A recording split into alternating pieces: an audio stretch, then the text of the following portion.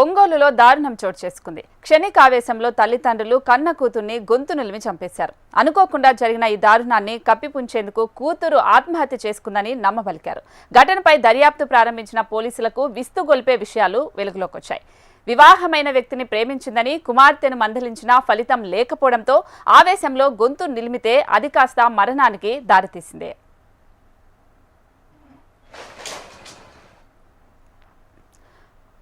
ఒంగోలు జిల్లా మంగమూరు జర్నలిస్టు కాలనీలో పల్నాటి రమేష్ కుటుంబంతో అయితే నివాసం ఉంటున్నారు. రమేష్ దంపతులకు 2 కుమార్తెలున్నారు.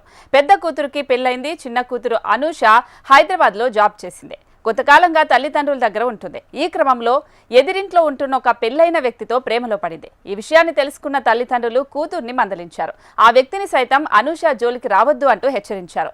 అయినా కుమార్తె వినకుండా అదే వ్యక్తిని కలుసుకుంటుంది.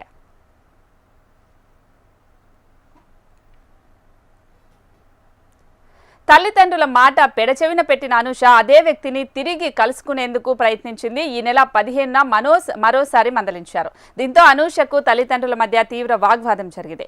గొడవలో క్షణికావేశానికి గురైన తల్లిదండ్రులు అనూష గొంతు నులిమివేయడంతో ఊపిరాడక మరణించింది. భయపడిపోయిన తల్లిదండ్రులు అనూష ఆత్మహత్య చేసుకున్నట్లు చిత్రీకరించారు.